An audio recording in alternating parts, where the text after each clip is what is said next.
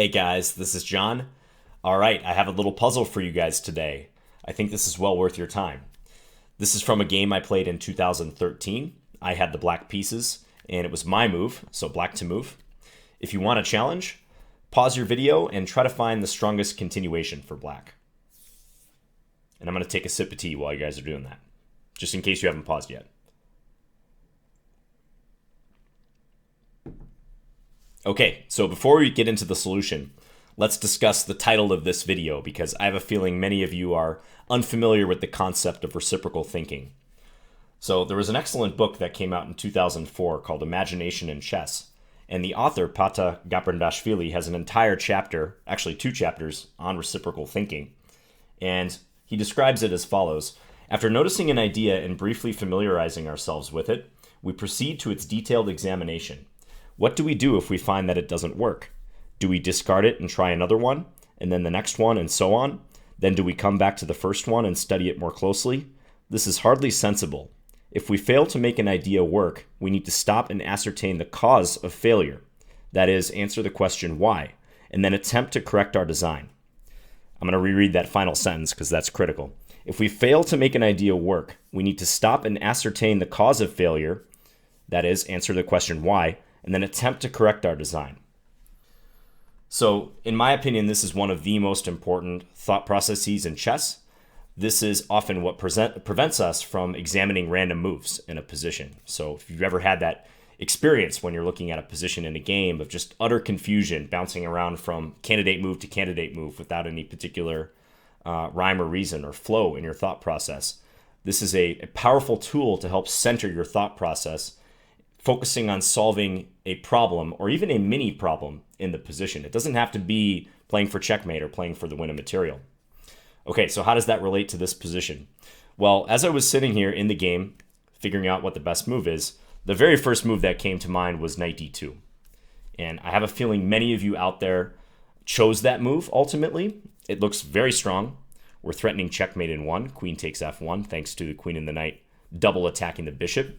And as an auxiliary threat, knight f3 check, which would be particularly nasty. You know, if let's just say white plays knight c3 trying to defend this, well, knight f3 is a killer because white's king will be forced onto a light square, and then black has this discovered attack, knight takes e5, unleashing this bishop. So knight d2 is very tempting, and I knew I must have something here or close to it. The activity of my pieces, how tied down white is, was all culminating into something very positive in my mind.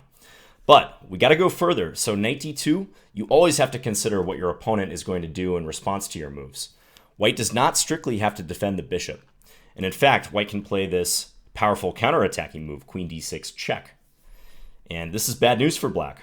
King e8 is forced. And then we continue here, queen b8 check. Notice that the king and the bishop are under attack here. And let's say king e7 back, queen takes b7 check.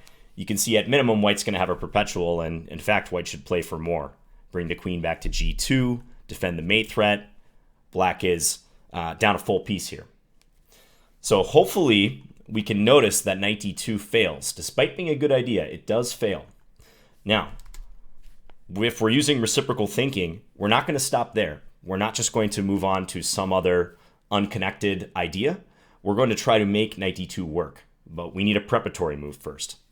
So the first preparatory move that came to mind for me after realizing why knight d2 failed was bishop d5.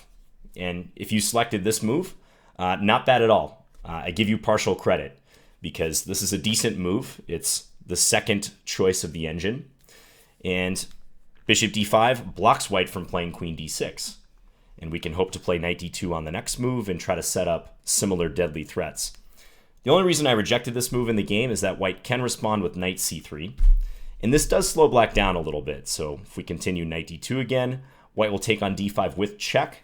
We take back, and yes, white is unable to roam with their queen. Queen takes d5, queen takes f1 mate is clearly a disaster for white. But this is not yet strictly winning for black. And having that bishop on b7, which helps create the threat of knight f3, is something pretty irresistible for black. So bishop d5, while tempting, doesn't quite hit the mark after knight c3. So the correct move, and by far the strongest move in the position, is this very surprising king to e8, which I played in the game. King to e8. How can that possibly be? Because with no context, looking at this position with fresh eyes, it seems almost impossible that king e8 could be the best move here. But this is the power of reciprocal thinking. So the light bulb moment for me in this game was realizing that the problem is not so much queen d6, it's the fact that it comes with check. Okay, so the fact that queen d6 comes with check, and again, referring to our definition of reciprocal thinking here, if we fail to make an idea work, we need to stop and ascertain the cause of failure. So that was the cause of failure, the queen d6 operation with check. So king e8 just fit the bill so nicely. Tuck the king away, and now a future queen d6, which is not playable right now, by the way, because the knight is guarding this square, is not going to work because it's not coming with check, and black's threats are incredibly fast once we land that knight d2 move.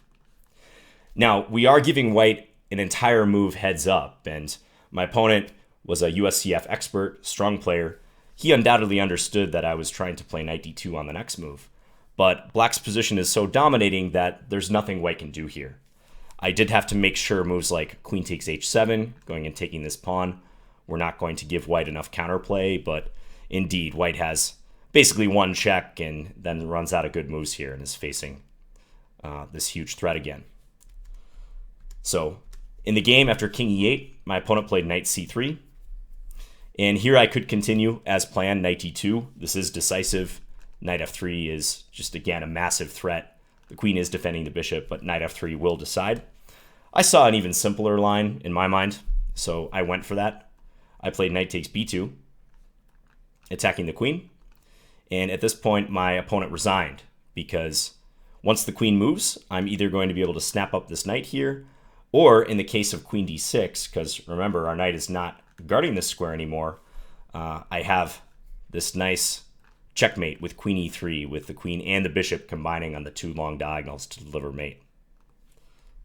So queen e2 is probably, relatively speaking, the best move, stopping queen e3, but after queen takes c3, this is a pretty trivial win for black, up a piece and a pawn. So again, this is the power of reciprocal thinking. It's a thought process that you should try to incorporate into your own game, even if it's at a very basic level. Again, it doesn't have to be a win a material or checkmate. This is just a way to help organize and center your thinking. Try to make your calculations more efficient as you spend more and more time in a position.